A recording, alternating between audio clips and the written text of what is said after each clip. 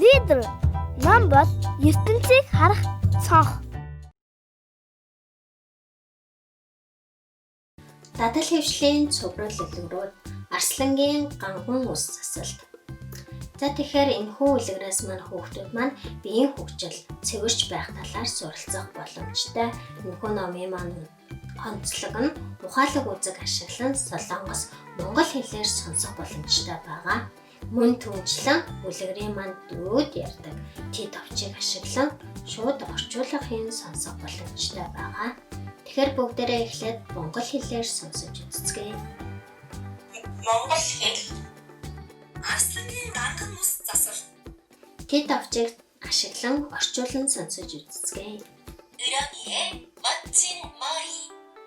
Номын дөрүүд маань хэрхэн ярихыг сонсож үзье. 그래, 나도 비춰야 되래. 잠깐만, 나한테 가까이 오지 마.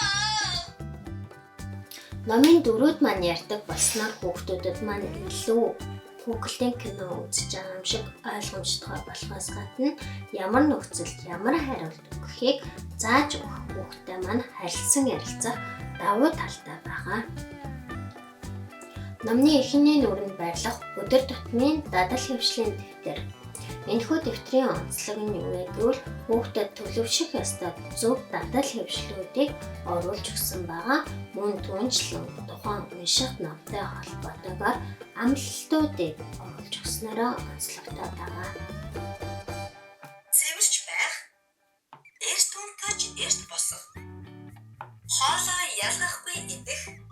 За тэгэхээр та өдөр тутмын дадал хэвшлийн дэвтрийг ашиглан хүүхдэд хоолоо ялгахгүй идэх, авирын цэврийн өрөө ашиглаж сурах гэх мэт сэдвүүдийн талаас ярилцахаас гадна орой унтах болгонд нь үнэхээр цэвэрч байсан уу, хоолоо ялгахгүй идсэн үү, олон нийтийн газар дэг журамтай байсан уу, энэ талаар нь хүүхдийнхаа зөв дадал хэвшлийн талаар орой болгон бас үзгээрээ сонсонгоо ярилцах боломжтой байгаа.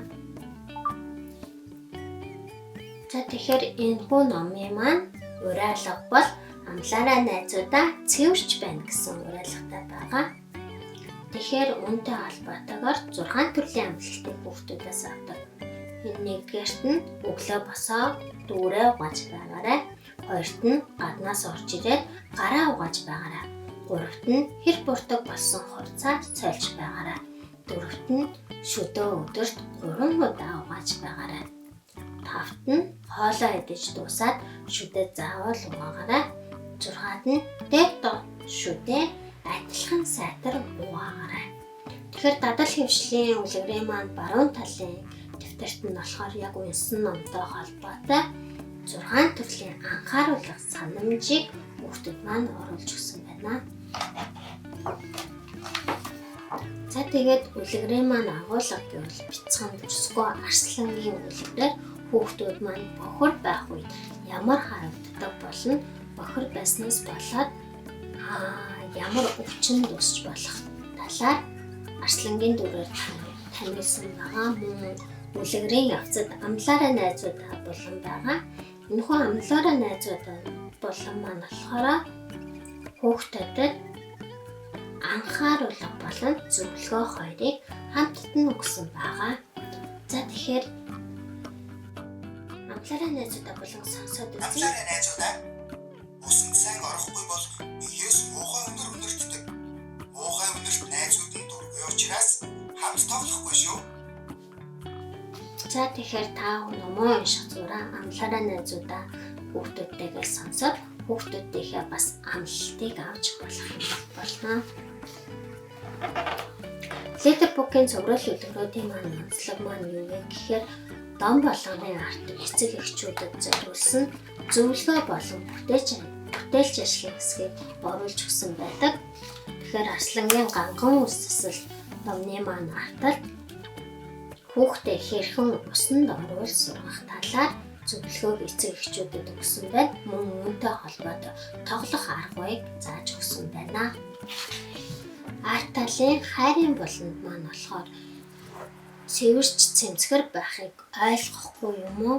Эсвэл дэндүү бохор байдаг хүүхдүүд хүүхдэд одоо бохор байх нь муухай гэдгийг ойлгуулахын тулд хэрхэн ярилцах, яаж ойлгуулах талаар зөвлөгөөг оруулж өгсөн байна. Жишээ болгоод нэгэн бяцхан зөвлөгөө уншиж үзье. Хүүхдээ та гараасаа угаавал магтаалын үг хэлээ бүү мартаарай. Хөөх ганцаараа гараа ямар сайн угаадаг юм бэ? Гэх мэт. Таны бяцхан хүүхдээ өгсөн зөвлөгөө болон магтаалтай нь ирээдүйд цэвэр цэмцгээр хүүхдийг үсгэж тариулахад тань туслах болно.